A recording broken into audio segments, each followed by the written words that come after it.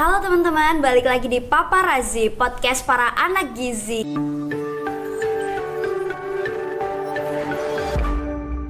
Nah, gimana nih kabarnya teman-teman? Pada hari ini kita kedatangan tamu spesial nih, kakak cantik dan kece. Halo Kak Evi. Hai. Bisa kenalan dulu nih Kak. Ya, kenalin, nama saya Evi. Saya seorang nutrisionis dari salah satu rumah sakit di Semarang, yaitu Rumah Sakit Umum Nasional Diponegoro. Nah, kakaknya ini udah jadi seorang nutrisionis. Nah, buat teman-teman yang masih jadi pejuang nutrisionis, yang jadi mahasiswi kece nih, bisa jadi motivasi buat kita semangat belajar dan bisa jadi nutrisionis kayak Kak Evi. Nah, kalau Kak Evi sendiri nih, tahun berapa nih Kak lulusnya? Saya lulus 2015. Dari prodi apa Kak dulu?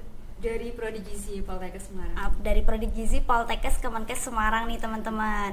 Nah, fun fact-nya, sebelum kerja di rumah sakit Diponegoro, Kak Evi ini dulu pernah bekerja di PT Jamu dan Farmasi Sido Muncul. Bener nggak sih Kak? Iya, betul sekali. Bisa diceritain nggak Kak gimana pengalaman Kakak buat kerja dari PT Sido Muncul terus beralih ke rumah sakit, gimana nih Kak? Iya, karena dulu awal-awal ambil ini yang lamar kerja gitu, kebetulan keterima di salah satu perusahaan tersebut dan di sana menjadi staff sih lebih tepatnya untuk produk kopi. Nah, dari situ dapat pengalaman banyak sih tentang perkopian ya. Jadi tahu tentang kopi robusta, kopi arabica. Nah, namun dari situ jadi kayak terpanggil lagi, saya kan seorang ahli gizi gitu ya, jadi pengen kembali lagi bekerja menjadi seorang nutrisionis. Kira-kira ada perubahan yang signifikan gak sih Kak dari peralihan pekerjaan yang cukup berbeda sekali ya ini? Tentu banyak ya, karena selama di Sido Muncul itu lebih ke arah keamanan pangannya, HACCP-nya yang kita terapkan terhadap produk pangan tersebut. Nah, ketika beralih menjadi ahli gizi kan kita beralih lagi nih mengatur diet seseorang begitu. Jadi memang signifikan sekali sih. Tapi kalau dari Kak Evi sendiri kira-kira lebih suka yang mana sih Kak? Ya, kembali ke ahli gizi saja. Kembali ke ahli gizi. Lebih tertarik sama dunia klinis ya teman-teman. Jadi kalau dari Kak Evi sendiri nih kan, kalau di rumah sakit itu lebih ke penyakitnya ya nih Kak, daripada kayak produk-produk gitu. Nah, kalau dari Kak Evi sendiri emang dari kuliah nih udah minat di bidang klinis kah, atau memang setelah lulus baru menemukan jati diri nih Kak istilahnya? Iya sih, memang semenjak perkuliahan saya lebih tertarik ke klinis, terutama klinis gizi pada anak, gizi pada penyakit tertentu seperti itu. Udah berapa lama nih Kak di RSND? Kalau di RSND sudah berjalan sekitar 4 tahun. Wah, udah lama banget nih teman-teman. Mungkin nanti kalau buat ya alumni bisa nih info loker ke Kak Evi nih. Kalau Kak Evi sendiri di RSND nih dari Polkesmar sendiri ada banyak gak sih Kak, atau hanya Kak Evi sendiri? Kebetulan nutrisionisnya hanya 2 orang saja. Wah, ya. Keren banget ya. Ya, karena memang bednya kan belum terbuka untuk umum terlalu banyak. Sudah menerima pasien BPJS, namun jumlah pasiennya itu memang belum sebanyak rumah sakit tipe lain. Jadi masih istilahnya pasiennya masih terbatas ya Kak. Ya, betul. Tapi kalau hanya 2 nutrisionis ini kira-kira kewalahan nggak sih Kak?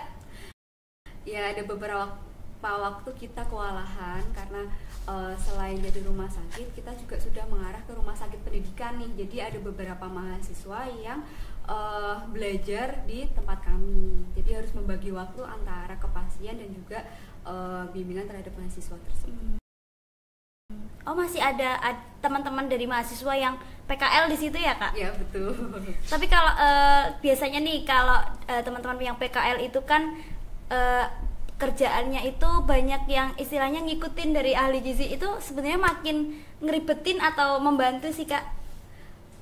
Sebenarnya ini ya 50-50 ya. Ya, di sisi lain terbantu, dan memang sebagai kewajiban kami ya sebagai tenaga kesehatan di sana yang membimbing para mahasiswa, yaitu salah satu kewajiban kami supaya mahasiswa itu tahu bagaimana sih pekerjaan seorang ahli gizi di rumah sakit.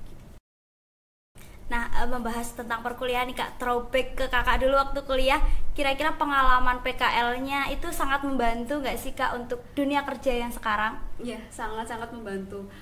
Dari PKL itu kita bisa tahu bagaimana sih proses asuhan gizi saat di rumah sakit. Kan tentunya banyak ya penyakit-penyakit yang kita temui di sana tidak terpacu teori saja.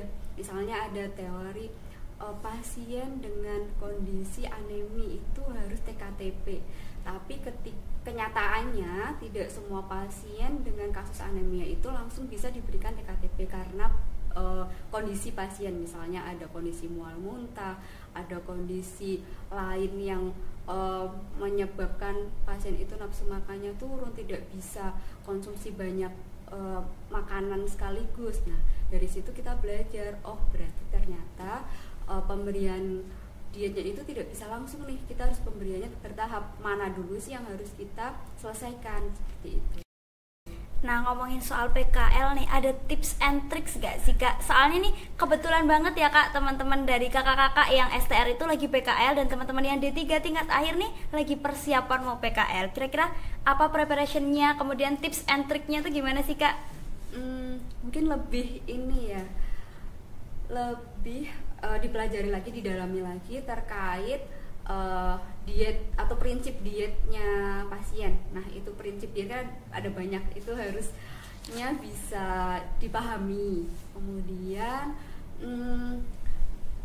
kita harus lebih komunikasinya sih Kak, lebih belajar lagi tentang komunikasi, pendekatan kita terhadap pasien seperti apa, supaya ketika PKL kita lebih mudah menggali data pasien-pasien tersebut.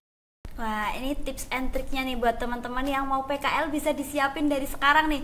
Belajar lagi asuhan gizi, kemudian lebih komunikatif lagi ya Kak. Jadinya biar kita interaksi dengan pasien tuh nggak kaget nih istilahnya. Kalau dari Kak Evi dulu, kira-kira dulu ada culture shock nggak sih Kak?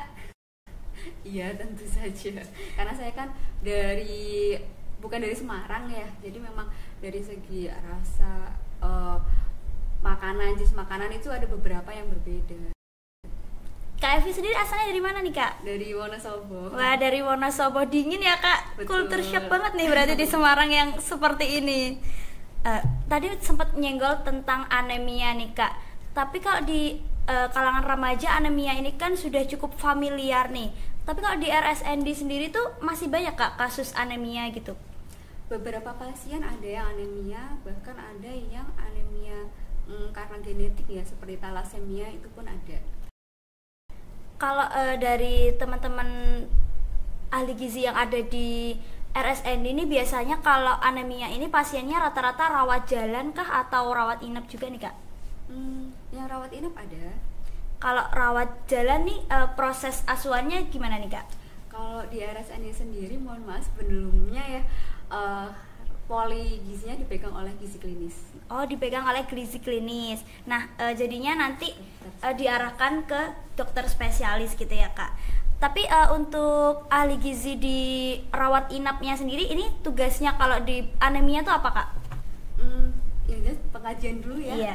Screening dulu, pengajian dulu, kita lihat anemianya itu asalnya dari mana. Apakah memang defisiensi besinya atau karena penyakit kronis yang lain. Kalau memang dari defisiensi besi, kita bisa melakukan edukasi dan juga terapi dari makanan, bisa penambahan proteinnya, bisa kita double prohe istilahnya, atau mudahnya seperti itu, atau tambahan-tambahan lain, atau boleh usulan tambahan suplementasi yang diperlukan. Kita koordinasi juga dengan DPJP utama sih, dokter penanggung jawab pasiennya. Tapi rata-rata usianya ini bener remaja atau dari banyak kalangan usia nih Kak? Kalau di RSND sendiri dari beberapa kalangan usia sih. Ada yang dari anak-anak, ada yang remaja, bahkan usia dewasa. Wah, informasi menarik nih. Ternyata anak-anak juga bisa terkena anemia ya Kak? Iya betul, bisa. Kira-kira salah satu penyebab atau faktornya itu apa sih Kak kalau anak-anak? Kalau anak-anak biasanya karena pola makan, ya, dari pola makannya itu yang kurang seimbang, sehingga asupan protein yang masuk itu tidak memenuhi kecukupan dari kebutuhannya si anak tersebut. Kalau remaja nih kan biasanya ciri-ciri atau tanda gejalanya itu kan 5L ya. Lemah, letih, lesu, love you. Bukan. Lemah, letih, lesu, lunglai gitu ya, Kak. Nah, kalau anak-anak sendiri juga mengalami 5L gitu ya, Kak? Ya, kurang lebihnya sama. Dan biasanya itu yang sering terlihat anak-anak itu mengalami penurunan nafsu makan. Ya. Jadi kayak tambah memperberat ini ya usaha kita. Ya, jadi harusnya si pasien itu bisa makan yang cukup, tapi karena ada penurunan nafsu makan, akhirnya kan tambah tidak bisa tercukupi ya kebutuhannya. Nah, dari situ kita biasanya perbaikan kondisi umumnya dulu. Kita perbaiki dulu dari misalnya ada mual muntah, kita perbaiki dulu, atau lemes, kita perbaiki dengan cairan rehidrasi, baru kita upayakan asupan makannya itu supaya optimal, dan juga edukasi supaya pasca rawat inap pasien ini bisa paling tidak menerapkan pola makan yang cukup. Kan tadi menyinggung juga terkait edukasi nih. Sedangkan kalau anak-anak ini kan nggak bisa diedukasi. Betul. Nah, gimana nih Kak? Dari Kak Evi sendiri tuh ada kesulitan nggak untuk mengedukasinya, Kak? Kalau edukasi kepada anak, kita juga perlu edukasi ke pendampingnya juga.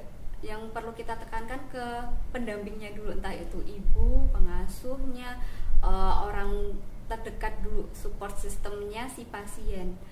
Kita pahamkan dulu beliau supaya bisa menjalankan atau menerapkan dan memotivasi anaknya untuk mencukupi gizinya, untuk menerapkan pola makan yang seimbang. Itu aja sih biasanya. Tapi kalau masih anak-anak ini kan kira-kira berpengaruh untuk kedepannya nggak sih untuk pola pertumbuhan dan perkembangannya? Tentu Kak. Jadi kalau kekurangan anemi, kekurangan zat besi ya terutama, itu bisa menghambat pertumbuhannya. Yang pertama, yang kedua kognitifnya juga jadi tidak bisa berkembang sebaik anak-anak yang cukup lainnya gitu sih. Berarti dari kecil pun juga sebenarnya masih bisa terkena anemi, kemudian bisa juga berpengaruh untuk pertumbuhan dan perkembangan si kecil ya Kak. Tapi kalau masih kecil gini nih bisa disembuhin nggak sih Kak, atau sampai dewasa pun dia akan tetap beresiko anemia? Bisa disembuhkan tentunya dengan terapi ya. Untuk itu kalau anak-anak kita sudah mengalami atau sudah terlihat tanda-tanda anemia, kita bisa membawa anak kita atau keluarga kita untuk berobat, untuk konsul ke dokter. Nah, dari situ kita bisa memberikan terapi. Kalau misalnya bisa diupayakan dengan diet, kita upayakan dulu dengan diet. Namun apabila sudah ke anemia yang sedang atau yang parah istilahnya, itu kita bisa menggunakan terapi medikamentosa atau transfusi misalnya, atau suplementasi vitamin. Kalau di kalangan remaja sendiri nih Kak, kan anemia itu juga sangat marak nih. Kira-kira kalau di RSND ini ada pasien yang remaja karena biasanya tidak minum tablet tambah darah atau terlalu kecapean gitu, masih ada nggak sih Kak kasus anemia yang seperti itu? Ada, baru minggu lalu itu pasiennya ada yang anemi, namun masih kita observasi anemianya itu karena ada hal lain atau tidak. Tapi secara global dari proses pengkajian gizi kita temukan bahwa pasien ini juga mengalami kekurangan Fe karena asupan makannya yang kurang optimal. Nah, kira-kira buat teman-teman remaja nih, apa sih Kak tips and triknya dan pesen nih buat teman-teman? Karena kan sekarang lagi marak banget ya Kak di kalangan remaja, kemudian peralihan remaja ke dewasa tuh marak banget kasus anemia ini. Ya, di Indonesia sendiri sekarang ada namanya aksi bergizi. Nah, di situ remaja itu diberikan edukasi dan juga suplementasi Fe. Nah, mungkin dari situ para remaja diharapkan tetap konsumsi tablet Fe, terutama ketika sedang menstruasi, karena terjadi kayak perdarahan ya, terjadi pengeluaran darah kita keluar, dan itu harus kita ganti nih dengan suplementasi Fa. Yang kedua nih, pola makan. Sekarang kan cuaca lagi panas-panasnya ya, itu penjual-penjual, iya bener banget ya Kak, banyak penjual es nih. penjual es, terutama es teh itu berjejeran. Nah itu bisa diantisipasi dengan mungkin beli es yang lain atau air putih yang dingin gitu, karena teh ini kan sifatnya dia mengandung zat tanin ya, yang bisa menghambat penyerapan Fa gitu. Nah sebaiknya sih mulai dikurangi nih pola-pola yang suka jajan es teh gitu misalnya. Nah itu tuh teman-teman, siapa nih di sini yang masih suka beli es teh jumbo 3.000 di pinggir-pinggir jalan? Siapa nih, ngaku aja teman-teman. Itu bisa beresiko buat anemia nih buat kita semua. Nah tapi fun fact-nya nih ya Kak, sekarang tuh lagi marak banget juga, entah ini hoax atau fakta ya Kak, terkait kalau kita makan es batu nih, kan teman-teman pasti suka nih kalau minum es teh tinggal es batunya aja, terus es batunya tuh dimakan gitu, itu katanya bikin anemi, bener nggak sih Kak? Sebenarnya bukan es batunya sih, lebih ke tehnya. Jadi tehnya nih Kak, Tehnya. kalau es batunya sendiri masih boleh nih dikonsumsi? Boleh. Masih boleh, lebih baik air es dingin aja ya Kak, nggak usah tehnya nih. Ya, dan diimbangi dengan pola makan yang seimbang, cukupkan juga proteinnya. Protein itu kan bisa dari protein hewani ya, misalnya ada telur, dari ikan, dari ayam, dari daging-dagingan, atau bahkan seperti hati ayam, hati sapi, itu juga bagus dikonsumsi untuk meningkatkan asupan zat besi kita. Atau juga bisa di kacang-kacangan ya, bisa kacang hijau, kacang merah, dan segala jenis kacang-kacangan itu juga bagus. Selain itu juga sayuran dan buah-buahan yang tinggi asam folat, nah itu baik untuk membantu meningkatkan penyerapan zat besi. Nah itu pesan dari Kak Evi nih teman-teman, dicatat nih jangan lupa, supaya kita nggak jadi remaja yang anemia. Nah tapi nih Kak, kalau seorang remaja itu kan pola hidupnya itu juga nggak sehat, kurang sehat nih Kak, kadang suka begadang karena tugas. Nah itu sebenarnya berpengaruh juga untuk bikin anemia nggak sih Kak? Biasanya ada pengaruh. Kalau istirahat kurang itu kan HB kita bisa turun ya. Ya kalau biasanya ketika kita stres atau kita sedang banyak tugas, kadang kita jadi asupannya itu kurang. Nah dari asupan kurang ini nantinya akan berpengaruh terhadap kondisi anemia.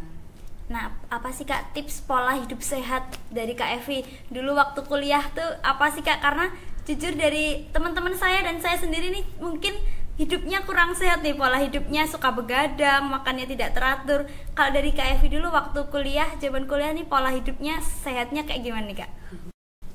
Ya, mungkin sama seperti kebanyakan mahasiswa ya, masih ada begadang-begadang ya, namun karena saya orangnya juga tidak bisa begadang yang terlalu larut, tetap istirahat. Paling nggak 5 jam sehari sih. Kalau untuk 8 jam saya rasa itu akan sulit dipenuhi, paling tidak memenuhi di 5 jam. Nah nanti sudah istirahat yang cukup, kemudian makan nih, usahakan sarapan sebelum kita kuliah supaya kita ada energinya dulu gitu ya. Sarapan itu saya selalu upayakan karena saya nggak bisa nih kalau nggak sarapan gitu. Dan sudah dibiasakan dari orang tua memang harus sarapan, jadi saya upayakan untuk sarapan, kemudian saat istirahat makan, nanti sampai kosan makan malam lagi bareng teman-teman. Biasanya kalau kita ada temen sebaya yang dia juga pola makannya teratur, kita akan ikut kok pola makannya, jadi ikut teratur ya karena dia ngajak makan. Iya benar, gitu. Karena lingkungan ya Kak. Ya, karena lingkungan kayak gitu sih. Paling itu. Kemudian saya selalu minum tablet tambah darah sih kalau dulu ya. Kalau saat haid itu biasanya setiap hari, kalau tidak haid itu biasanya seminggu sekali udah cukup sih. Nah tapi kalau dari Kak Evi sendiri dulu aktivitas sehari-harinya waktu kuliah ngapain aja nih Kak? Kupu-kupu. Ya ada kegiatan juga, saya dulu ikut organisasi juga, organisasi ikut BEM sih. Wah keren banget nih kakaknya dulu alumni BEM loh. Tapi untuk kegiatan sehari-harinya nih Kak, kuliah dari jam berapa sampai jam berapa, karena kebetulan ini kan dulu teman-teman ini generasi COVID ya Kak, jadi kuliah online gitu. Kalau sekarang ini baru peralihan, dan kebetulan juga ini tahun pertama kita untuk merasakan UAS offline nih Kak. Oh gitu. Gimana nih Kak cerita untuk daily life waktu kuliah dulu? Biasa sih dulu kuliah berangkat jam 7:30 sudah sampai kampus, kuliah nanti sampai jam 12 istirahat, habis itu lanjut kuliah lagi sampai sore. Jadi setiap hari gitu terus, full day kayaknya di kampus ya. Iya, memang full day banget ya Kak di sini. Kalau untuk pola belajarnya nih Kak? Biasanya malam sih, karena saya itu bisa fokus malam dan setelah subuh itu biasanya. Nah, menyinggung tentang pola belajar, ini kita juga lagi persiapan buat UAS. Ada tips and trick gak Kak menghadapi UAS? Kita kebetulan nih pertama kali UAS offline ya Kak, jadi masih tidak ada gambaran gimana sih UAS offline, dan sedikit wah UAS offline nih, gimana nih Kak kira-kira? Was-was gitu ya? Iya, bener banget. Cara belajar orang kan berbeda-beda ya. Ada yang tipenya mendengarkan, ada yang tipenya harus mencatat, ada yang tipenya baca saja gitu sudah bisa keserap. Nah, optimalkan aja apa yang paling kalian ini ya bisa diterapkan. Misalnya memang bisa sambil mendengarkan, ya cari pelajaran-pelajaran atau dari YouTube itu sumber-sumber yang bisa kita pelajari dari situ, atau kita rekam dulu teori-teori itu, kemudian kita dengarkan sambil beraktivitas gitu. Tapi kalau saya dulu lebih sering yang mencatat, jadi kayak mengulang lagi apa yang sudah saya pelajari. Kalau belum mencatat tuh kayak nggak bisa nyantol gitu di otak. Nah, itu karena cara belajarnya saya seperti itu. Yang perlu disiapin apa nih Kak kalau UAS offline, ujian offline gitu? Apa ya? Mental makan ya Kak? Mental, makan yang cukup, istirahat yang cukup tuh. Ya, jadi malamnya itu jangan begadang buat belajar. Belajarnya itu udah sebelum-sebelumnya, kayak seminggu sebelum UAS tuh udah belajar dulu. Nanti hari H tinggal kita ulas aja nih apa yang belum kita pahami. Nah, kita ulas lagi. Jadi jangan begadang sih sebaiknya supaya lebih fokus aja nanti mengerjakannya. Iya, bener banget. Ini begadang tuh berpengaruh banget ya Kak, buat takutnya nih kesiangan, telat ujian, nggak boleh masuk. Terus kalau mungkin teman-teman ini masih agak sedikit was-was dan parno ya Kak, karena kan biasanya ujiannya sendirian nih di kamar tenang gitu ya. Terus sekarang harus lihat teman-teman yang tiba-tiba udah selesai, itu bikin panik. Nah, itu gimana nih Kak menghadapi situasi yang kayak gitu? Kak Evi sendiri pernah nggak kayak ada temennya selesai nih langsung ikutan panik gitu? Ya kadang sih, mungkin kelola ini lagi ya, kelola pikiran kita supaya tenang. Kita ujian kan diberi waktu ya paling nggak sekitar 2 jam. Kalaupun ada teman yang sudah selesai duluan, ya sudah, kita kelola lagi pikirannya, nggak apa-apa, nanti ini belum waktunya selesai kok gitu. Optimalkan aja waktu yang ada. Optimalin waktu yang ada nih teman-teman, jangan panik, kita santai aja nih Kak ya, kita kerjain dengan santai dan percaya diri aja. Balik lagi nih Kak ke topik kita. Ini ada pertanyaan-pertanyaan dari Instagram. Kemarin kita sudah open question dari Instagram @himagizi Semarang. Nah, ada beberapa pertanyaan. Yang pertama nih ada dari Anissa RAR_. Bagaimana mengawali karir sebagai ahli gizi? Apakah setelah lulus bisa langsung menjadi ahli gizi rumah sakit? Gimana nih Kak pengalaman Kakak sebagai fresh graduate tahun dulu-dulu nih Kak?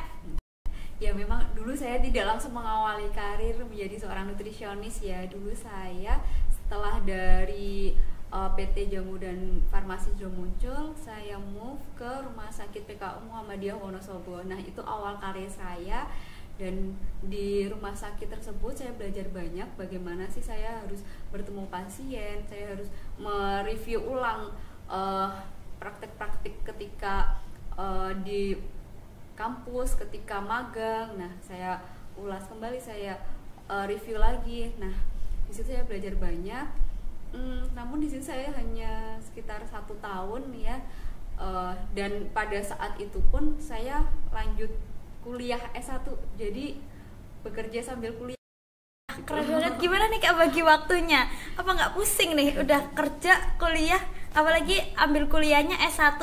Biasanya kan teman-temannya udah berbeda ya Kak? Iya, waktu itu kebetulan saya ambil yang lintas jalur, jadi memang teman-teman itu kebanyakan sudah bekerja.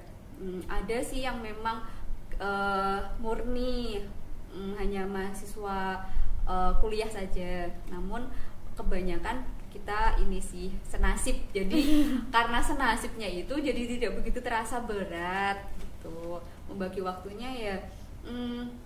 Karena dulu kuliahnya itu hanya di weekend, jadi weekday itu saya fokuskan untuk pekerjaan dan juga mengerjakan tugas-tugas kayak skripsi atau proposal atau yang lain. Nah nanti saat weekend ya barulah itu fokus ke perkuliahan gitu sih. Memang harus bolak-balik dan jaga kesehatan juga sih waktu itu. Berarti dulu di Polkes Maria sendiri ini fresh graduate-nya D3, kemudian Betul. lanjut S1. Ada rencana lanjut lagi nggak nih Kak? Doakan ya, semoga dipermudah jalannya. Mau lanjut apa dulu nih Kak? Profesi atau S2 nih Kak? Nah itu sesuai kebutuhan. Kalau misalnya saat ini memang kebutuhan saya ke profesi, mudah-mudahan nanti bisa lanjut profesi, kemudian S2-nya juga. Amin. Kita doakan ya Kak, semoga Kak Evi nanti bisa lanjut profesi, Amin. S2 dan barangkali bisa jadi dosen kita di sini nih. Amin amin amin amin. Terus ada lagi nih Kak, pertanyaan dari @imara_078 07548. Apakah banyak di antara pasien di Ponorogo yang menderita anemia ketika datang berobat? Cukup banyak, terutama pasien tadi ada remaja, geriatri, ya karena memang dari segi asupannya sendiri sudah berkurang. Tapi untuk penanganannya sendiri dibagi menjadi dua ya Kak. Kalau yang rawat inap tadi langsung ke ahli gizinya, kalau yang rawat jalan kembali lagi ke dokter spesialis gizi gitu ya Kak. Betul. Terus ini ada pertanyaan lagi dari @irfa_mahrus_caphabra. Tips and trik motivasi ke remaja putri agar rutin mau konsumsi tablet tambah darah gimana ya Kak? Kalau pengalaman saya sih, rubah dulu dia pola pikirnya, rubah dulu mindsetnya, karena ketika remaja tersebut belum bisa berubah, belum ada niatan, mau kita motivasi dengan istilahnya kayak maksimal banget pun belum bisa merubah kebiasaannya si remaja. Kita harus pelan-pelan nih masuk dulu, mengubah pola pikirnya, mengubah mindsetnya, dan mengajak pelan-pelan niatan untuk meningkatkan pola makan yang lebih seimbang atau konsumsi tablet FE, karena tablet FE sendiri kan amis sih ya biasanya, atau boleh cari suplemen-suplemen yang ada ini varian rasanya, biasanya itu bisa membantu mengurangi keluhan-keluhan bau amis atau mualnya. Oh, ini fun fact baru ya teman-teman. Kalau teman-teman nggak suka sama aroma atau rasa dari tablet tambah darah yang biasanya, bisa cari tablet tambah darah yang ada varian rasanya nih. Ini juga aku kebetulan baru tahu nih Kak, kalau tablet tambah darah ternyata juga ada yang bervarian rasa-rasanya gitu. Nah, tapi emang bener sih Kak, kalau tablet tambah darah ini kebetulan aroma dan rasanya itu sedikit amis, jadi nggak banyak juga teman-teman atau adik-adik dari siswa-siswi SMA, SMP yang diberikan tablet tambah darah tapi malah dibuat mainan nih, nggak diminum. Nah itu gimana nih Kak, pendapat dari Kak Evi, tanggapannya gimana Kak? Ya memang itu adalah suatu tantangan kita yang sebagai promotor ya, terutama ahli gizi yang di puskesmas, di dinas kesehatan, itu kan mengajak para remaja nih untuk selalu konsumsi tablet, tapi banyak sekali kejadian-kejadian seperti itu. Nah memang sangat disayangkan ya, karena sebenarnya itu penting sebagai bekal si remaja untuk kehidupan selanjutnya, baik itu secara produktif di perkuliahan, baik itu nanti kehidupan ketika sudah menjelang pernikahan, kemudian menjadi seorang ibu. Itu kita tuh harus banget mencukupi istilahnya mencukupi kebutuhan protein HB kita, dan mencegah supaya tidak anemi. Supaya apa? Supaya keturunan kita pun bisa cukup proteinnya gitu. Karena ketika kita hamil dan kekurangan HB, itu akan berdampak kepada janin kita juga. Wah, ternyata dampaknya juga sangat panjang dan sangat ini ya, bahaya juga ya Kak kalau kekurangan darah itu. Jadi ini ada pertanyaan lagi nih dari Alda Kusuma underscore. Ini masih terkait dengan TTD lagi. Kira-kira remaja putri itu sebenarnya wajib nggak sih Kak konsumsi tablet tambah darah? Dan jika iya, ada berapa butir? Ini bisa dikatakan wajib nggak wajib ya. Kalau kita sudah cukup ya dari segi asupannya, bisa menerapkan pola makan gizi yang seimbang, kemudian cek darah juga hasilnya normal, kita bisa dari asupan makan saja bisa cukup. Namun apabila kita dari hasilnya kok ternyata mulai ini ada tanda-tanda anemi, nah itu baru kita wajib sekali konsumsi suplemen dan memperbaiki pola makan. Itu sih. Kalau yang boleh minum TTD ini kira-kira dari usia berapa sampai berapa sih Kak? Usia bayi dan balita sudah diperbolehkan dengan resep dokter jika ada indikasi tertentu. Kemudian anak-anak juga dengan resep dokter. Kalau untuk remaja itu boleh ketika sudah menstruasi ya terutama. Jadi untuk mengantisipasi kekurangan darah tersebut. Untuk mengganti darah yang keluar tadi ya Kak. Nah ini ada lagi pertanyaan dari @dia_ayu. Seberapa penting sih meminum TTD bagi remaja untuk mencegah anemia? Itu kayaknya tadi juga hampir sama ya, hampir mirip-mirip pertanyaannya.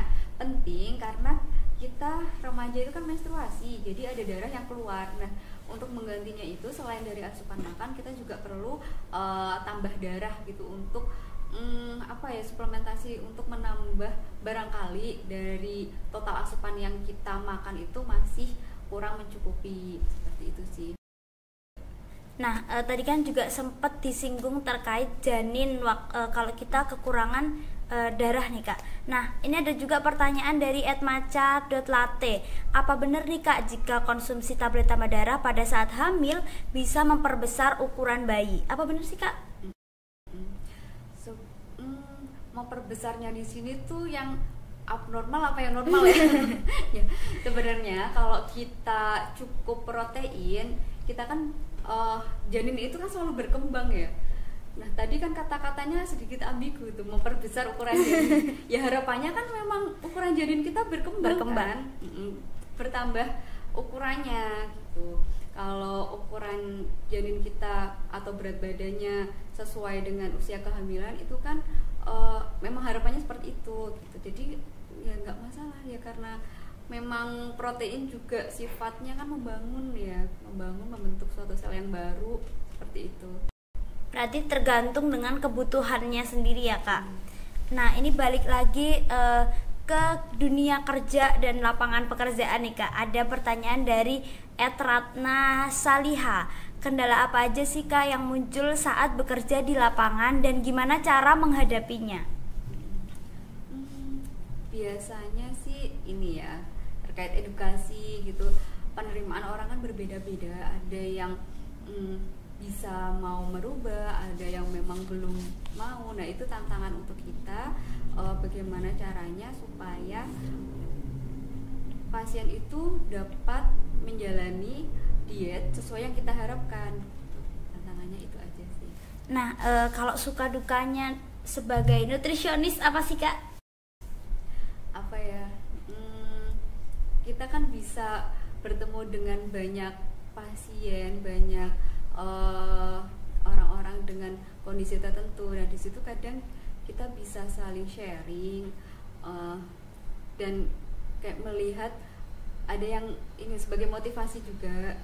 Ini loh, kita tuh sudah diberikan sehat, jagalah kondisi tubuh kita, jangan sampai sakit. Kalaupun sakit, ini loh masih ada orang-orang yang berjuang gitu. Jadi ya menambah rasa syukur. Syukur sih. Kalau suka duka waktu bekerja di PT Sido Muncul dulu apa Kak? Karena kan perbedaannya sangat besar nih ya. Sukanya karena dulu itu saya sering bertemu dengan kayak manajer, kemudian kepala unit. Jadi kita sharing sessionnya lebih dalam lagi gitu loh. Bisa belajar bagaimana cara kepemimpinan, kemudian kita bisa mempelajari banyak hal terkait perusahaan. Kita juga mengikuti beberapa pelatihan terutama keamanan pangan, HACCP, dan di situ jadi banyak ilmunya sih yang bisa diterapkan. Nah, ilmu-ilmu tersebut saya bisa terapkan di manajemen ini, penyelenggaraan makan. Nah, di penyelenggaraan makan atau di institusi itu kan ada HACCP juga, ada keamanan pangan. Dari situ bisa saya aplikasikan gitu. Bisa diaplikasikan dari ilmu yang ada di situ muncul nih, diaplikasikan di rumah sakit. Keren banget ya pengaplikasiannya, Kak. Nah, tapi untuk kakak sendiri nih, tips buat fresh graduate nih apa sih, Kak? Karena kan sekarang kebetulan nih baru beberapa bulan yang lalu itu dari kakak-kakak ini baru aja wisuda. Nah, tips and trick buat fresh graduate nih apa, Kak? Tetap ini sih, mengusahakan dulu kalian itu inginnya bekerja di instansi apa.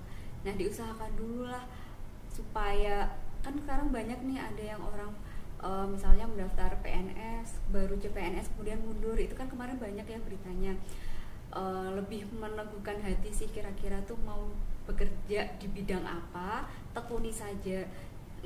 Nggak harus kok semua itu bekerja di suatu instansi. Bisa juga kita ahli gizi menjalani wirausaha, misalnya catering diet atau membuka jasa konsultasi. Itu aja yang dikembangkan, insya Allah juga bisa bermanfaat dan bisa menghasilkan jika kita benar-benar usahakan dengan maksimal.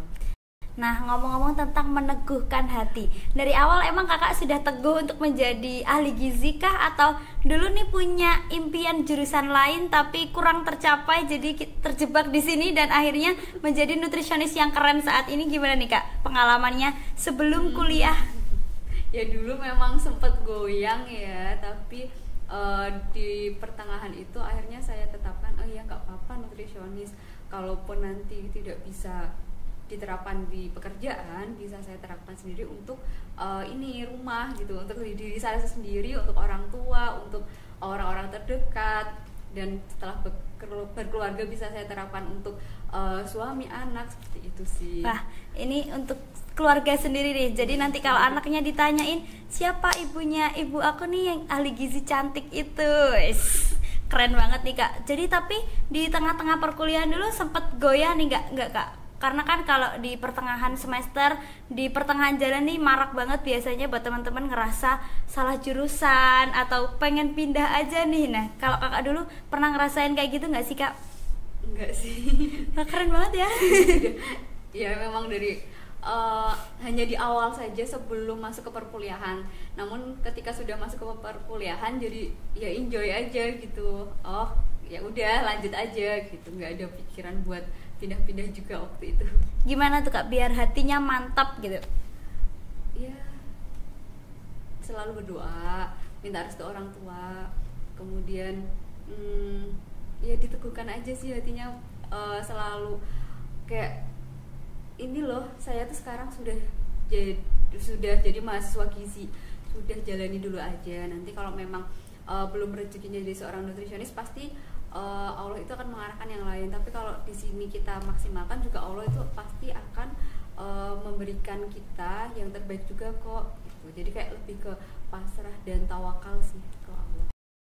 Kuncinya dijalanin aja ya teman-teman, jangan putus asa nih, karena kebetulan kalau di pertengahan semester ini marak banget ya di antara teman-teman tuh kayak wah ngerasa salah jurusan nih, ngerasa mau pindah aja nih. Mungkin buat teman-teman yang maba juga udah ngerasain ya aura-aura kayak gini nih, Kak.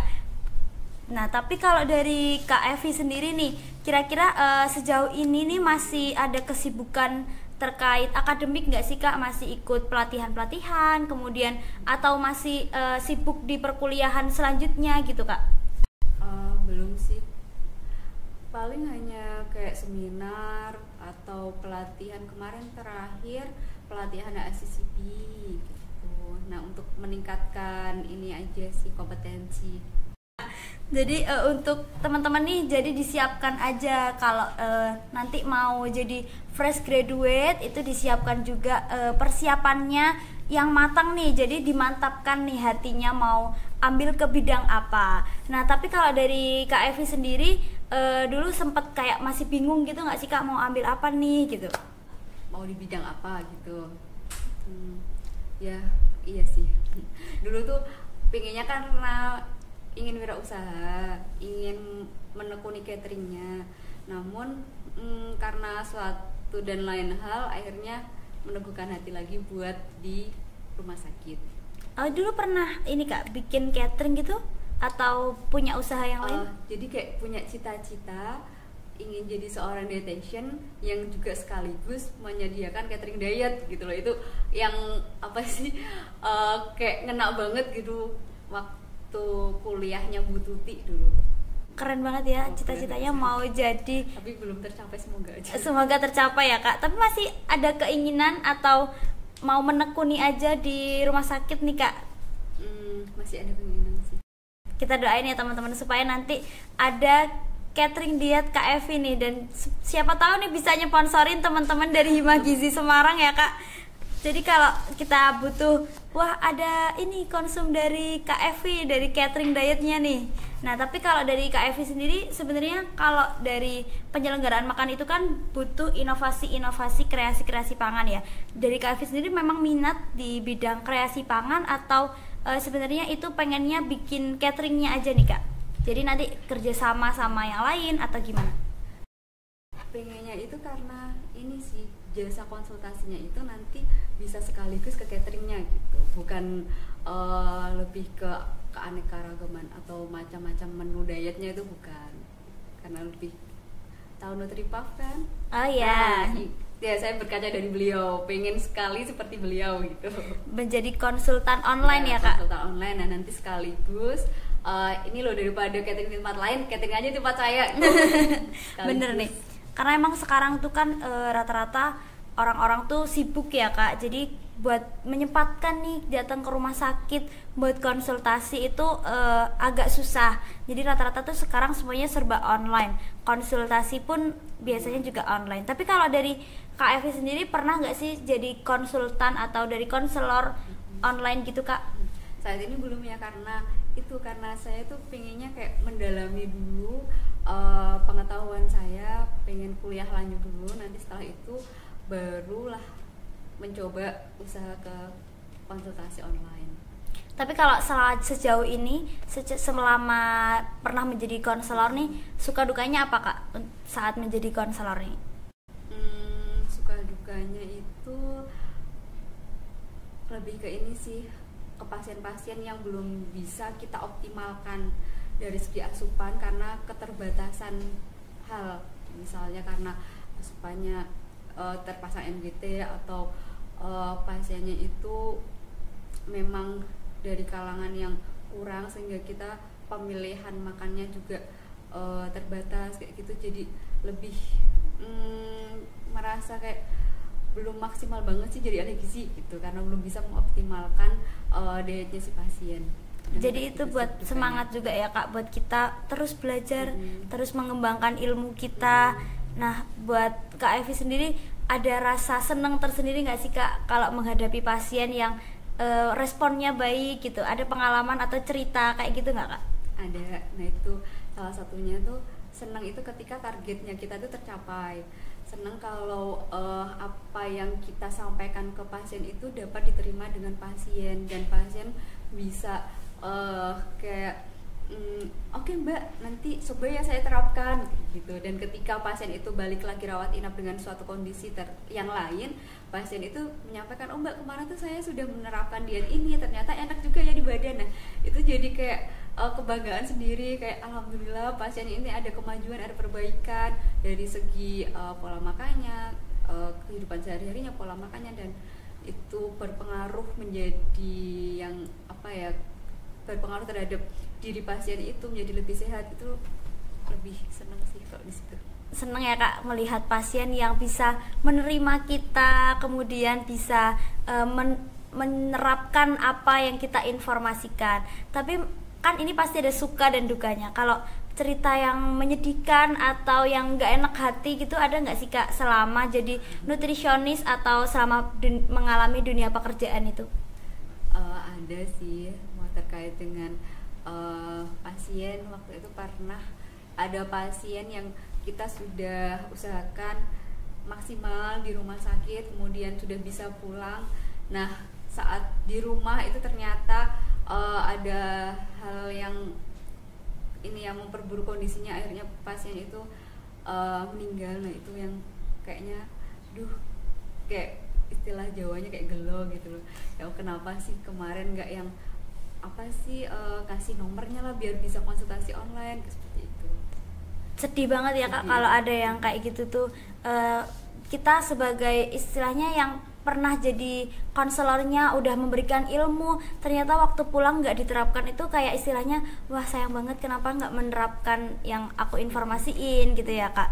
Nah tapi kalau dari suka duka waktu jadi kerja di institusi ini dulu apa Kak dukanya, kayak hal apa yang nggak enak di hati atau istilahnya berat banget gitu Kak? Kalau berat banget apa ya, kadang ini sih kayak double job kayak gitu, itu kayak yang beratnya kadang di situ. Atau kadang kita itu apa ya, ingin memvariasikan makanannya yang lebih optimal, tapi karena hal lain yang dari rumah sakit yang terbatas, akhirnya belum bisa memaksimalkan itu semua kayak gitu. Paling itu aja sih, kalau yang lain sepertinya tidak, lebih ke apa ya enjoy terus ya kayaknya Kak Evi ini kerja di mana aja tetap enjoy ya Kak.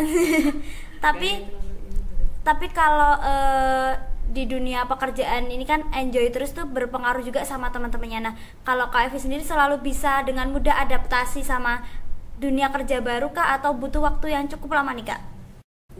Kalau adaptasi sih pasti membutuhkan ya, tapi insya Allah bisa terus beradaptasi dan tidak begitu lama. Oke nih, dunia kerja itu kan memang sangat berpengaruh untuk mental juga ya Kak. Jadi kalau dunia atau teman-temannya itu enak, kita juga kerjanya enjoy dan juga enak. Nah balik lagi ke topik nih Kak, terkait tentang anemia. Nah apakah anemia itu berpengaruh juga pada siklus menstruasi dan juga untuk kehidupan kita sehari-hari nih Kak, untuk aktivitas kita? Ya, ada kalanya menstruasi anemia itu berpengaruh terhadap siklus menstruasi kita. Jika kita pola konsumsi makannya tidak seimbang, itu kadang kita juga masa haidnya jadi tidak teratur, biasanya sih gitu. Ada ini nggak Kak, pesan gimana sih supaya pola menstruasinya ini juga teratur gitu? Karena kadang tuh juga kita nggak terasa nih, tiba-tiba oh ternyata aku di bulan ini telat, di bulan ini kecepetan gitu. Bisa mencatat siklus haid kita, jadi kita bisa tahu oh ternyata siklus haid kita tuh teratur atau tidak, itu jadi terlihat tuh. Ada kok banyak aplikasi yang bisa kita gunakan untuk mencatat siklus haid. Nah yang kedua itu kembali lagi ke menerapkan pola makan yang seimbang. Insya Allah kalau kita bisa menerapkan pola makan yang seimbang, siklus haid kita lebih teratur lagi, karena kita bisa memproduksi darah dengan baik gitu.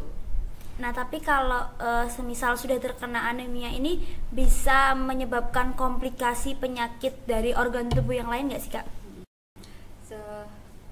Jika itu berlarut-larut ya bisa mengarah ke sana, karena anemia sendiri jika terlalu berkepanjangan, kemudian terlalu rendah HB kita, itu akan mempengaruhi kinerja jantung juga.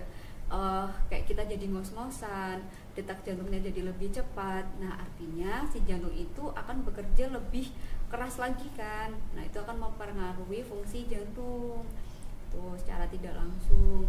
Kemudian misalnya asupannya tidak maksimal nih, nah itu bisa juga pengaruh ke fungsi organ lain, misalnya kayak hati atau ke ginjal gitu. Biasanya kalau asupan protein kita kurang juga berpengaruh ke albumin. Tapi kalau dari faktor genetik sendiri itu berapa persen tingkat resikonya sih Kak? Kalau dari faktor genetik memang seperti talasemia itu bisa menurunkan sih memang. Kalau persentasenya saya masih perlu belajar lagi nih berarti. Tapi kalau dari genetik ini juga bisa bikin anemia ya Kak berarti? Ya, anemia salah satunya thalassemia itu adalah anemia dari faktor genetik. Berarti jadi teman-teman nih mulai sekarang nih diperbaiki ya pola hidupnya, kemudian mulai rajin minum TTD ya Kak biar nggak kena anemia. Nah, ada pesan nggak sih Kak buat teman-teman remaja, teman-teman mahasiswa-mahasiswi nih buat kita semua nih, apa nih Kak pesan dan saran dari Kakak apa? Karena mumpung masih remaja ya, kalian kan aktivitasnya masih banyak, masih tinggi, cobalah terapkan pola makan yang seimbang, cukupkan proteinnya, cukupkan juga boleh suplementasi Fe supaya apa? Supaya kita bisa lebih aktif lagi dalam berkegiatan, tidak ada 5L lagi gitu ya. Jadi bisa lebih berkreasi lagi mungkin ya, karena pikiran kita kan bisa lebih fokus lagi gitu. Nah, terakhir nih Kak, ada nggak sih motivasi buat teman-teman mahasiswa nah yang abis ini juga naik ke tingkat yang lebih lagi, ini ada motivasi nggak Kak buat kita tetap semangat, dan juga buat teman-teman yang mau PKL, buat teman-teman fresh graduate nih, apa nih Kak motivasi dari Kakak supaya bisa survive sejauh ini? Tetap belajar aja deh, semangat ya, karena di dunia pekerjaan itu tidak semulus apa yang kita pikirkan. Jadi kita harus siapkan mental kita, siapkan bekal ilmu kita supaya kita bisa bersaing dengan orang-orang di luar sana. Jadi harus tetap belajar dan semangat ya Kak.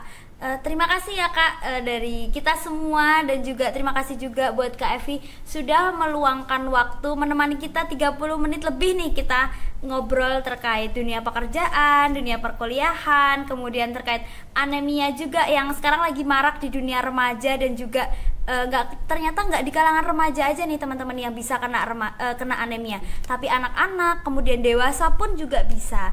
Nah, jadi pesennya nih buat teman-teman, jangan lupa jaga pola hidup sehat, kemudian tetap makan makanan yang bergizi nih Kak ya Kak.